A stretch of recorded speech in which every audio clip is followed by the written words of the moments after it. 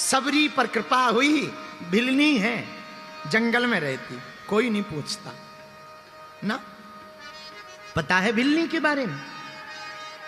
इसके पिता ने विवाह तय कर दिया था भिलनी के, सबरी के।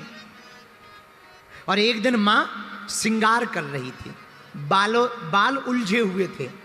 मां ने गोद में बैठाया। तुमने देखा होगा माताएं अपनी बेटियों को गोद में बैठा करके बालों को सुलझाती। मां गोद में बैठा करके बालों को सुलझा रही थी। बहुत से पशुएं लाए जा रहे थे, बड़े बड़े हिंसक जानवर।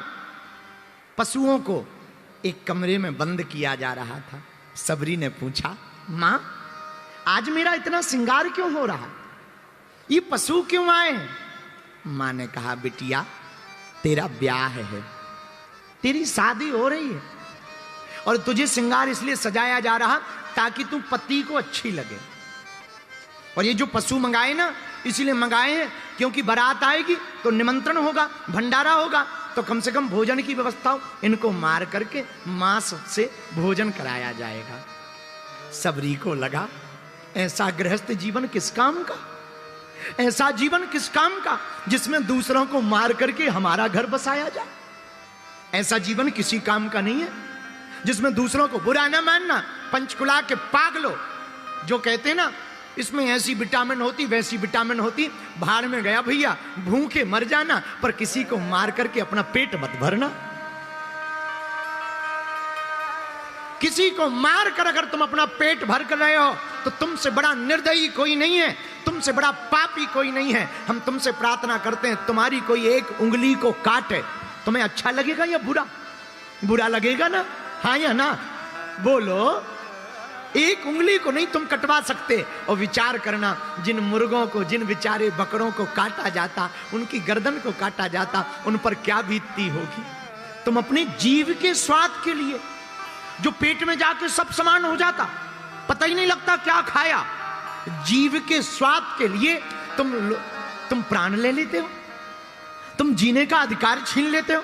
अरे मेरे पागलों, तुम जिस चीज को जिंदा नहीं कर सकते हो उसे तुम्हें मारने का भी तो अधिकार नहीं है। सबरी ने विचार किया, ये जीव मरेंगे मेरे विवाह में, भाड़ में गया ऐसा गृहस्थ, मुझे नहीं विवाह करना, मुझे नहीं शादी करनी। और रात के समय बारात आनी थी, रात को ही सबरी घर से भाग गई। भागते भागते जैसे ही जाने लगी, सोचा मैं तो जा रही हूं, ये बेचारे जानवर बंधे हुए हैं, इनको थोड़ी देर में काटा जाएगा। दरवाजे खोल दिए, सब जानवर जंगल में भाग गए। भागते भागते जानवरों ने सबरी को आशीर्वाद दिया, जा जैसे मेरा बंधन खोला है तेरा परमात्मा बंधन खोलेगा। और सबरी वन में चली गई। पिता ने खूब खोजा पर पाया नहीं। रात के अंधेरे में बेचारी, पढ़ी लिखी तो थी नहीं, जाए कहां?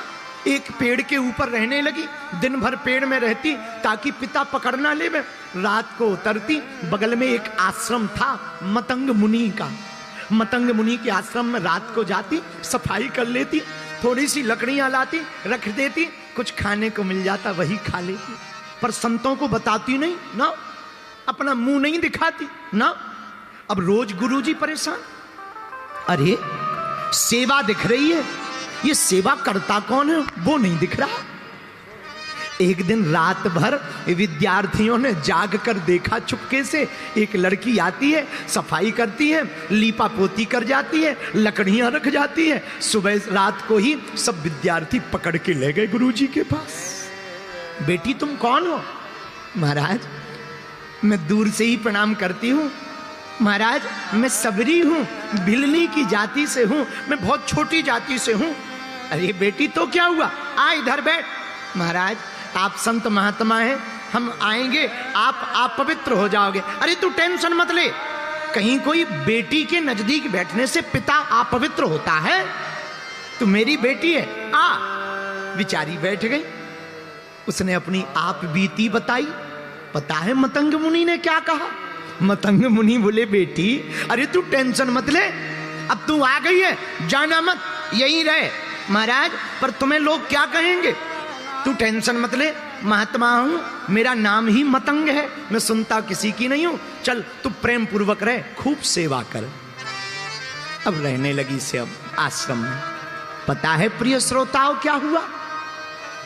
एक दिन मतंग मुनि के जाने का समय आ गया।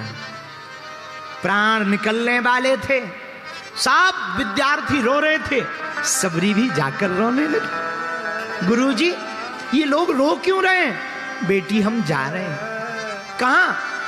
ऐसी यात्रा पर जा रहे हैं, अब लौट के नहीं आएंगे। तो पिताजी, हमारी रक्षा कौन करेगा? बेटी चिंता मत कर, हम तुझे राम नाम मंत्र दे देते हैं, ये मंत्र तेरी रक्षा करेगा। पर एक बात और बताओ, मुझे भी साथ ले चलो, मैं यहां क्या करूंगी? ना ना ना, तू टेंशन मत ले, तू यही रहे। बेटी, हम तुझे वचन देते हैं, अपनी भक्ति के बल पर तू यही झोपड़ी में रहना। देखना, जब त्रेता युग आएगा, ढूंढते ढूंढते राम तेरी झोपड़ी में आएंगे। एक वचन कान में पड़ गया, राम आएंगे। इतना कह के गुरुजी चले गए। मेरे पागलों, लौट कर बात नहीं हुई कि राम कितने बजे आएंगे, कब आएंगे, क्या पूजा करनी, एक शब्द नहीं हो पाया। सिर्फ एक गुरु का शब्द कान में पड़ा, तू चिंता मत कर, तेरे घर राम आएंगे। और सबरी ने प्रण ठान लिया, अब तो राम आकर के ही रहेंगे, मेरे गुरु के वचन व्यर्थ नहीं हो सकते। लोग कहते हैं कैकेयी के कारण राम बन गए। पंचकुला के पागलों, हमें तो लगता है सबरी के कारण राम को बनाना पड़ा। सबरी के सम्मान को बढ़ाने के लिए, सबरी की भक्ति को दृढ़ करने के लिए राम जी बना। मेरे पागलों, छोटी सी जाति की भिलनी राम की प्रिय हो गई, आज भक्तिमती माता हो गई। राम जी का चरित्र बिना सबरी के अधूरा है। और बुरा न मानना, राम जी बन गए इसलिए तो वो बन गए। राम जी बन गए इसलिए तो वो बन गए। और हम तो इतना कह सकते हैं, राम जी बड़े बड़ों के घर जाते, कोई कथा नहीं होती उनकी, सबरी के घर गए इसलिए राम जी की इतनी गाथा है। राम जी की गाथा का कारण ये है। तो हमने जो चौपाई ली, जा पर कृपा ता पर कृपा, राम जी की कृपा हुई सबरी पर।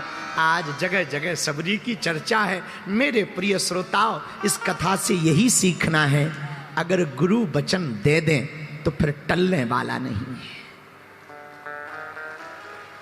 गुरु के वचन पर लेकिन भरोसा तुम्हें रखना पड़ेगा। अगर तुम डिग जाओगे तो कुछ ना पा पाओगे, अगर तुम टूट जाओगे तो तुम कुछ ना पा पाओगे। अगर तुम्हारा भरोसा अधूरा रहा कि गुरुजी ने कह तो दिया, होगा कि नहीं होगा, तो पक्का है नहीं होगा। अगर ये मन में आया कि होगा कि नहीं होगा, गुरुजी ने कह तो दिया, तो गारंटी मानिए 1% नहीं होगा। और अगर मान लिया कि मेरे गुरु ने कह दिया, तो फिर होता ही होता है। कुछ भी बिगड़ जाए, संतों की वाणी पर भगवान को विचार करना पड़ता है। इसीलिए हम भगवान के चरण ना पकड़ पाए, परमात्मा को ना पकड़ पाए, तो किसी महात्मा को पकड़ लें। महात्मा गुरु रूप में पकड़ लें। और हमसे कोई पूछे कोई गुरु बताओ, तो हमें तो एक ही नजर में गुरु आते, जय जय जय हनुमान कृपा करो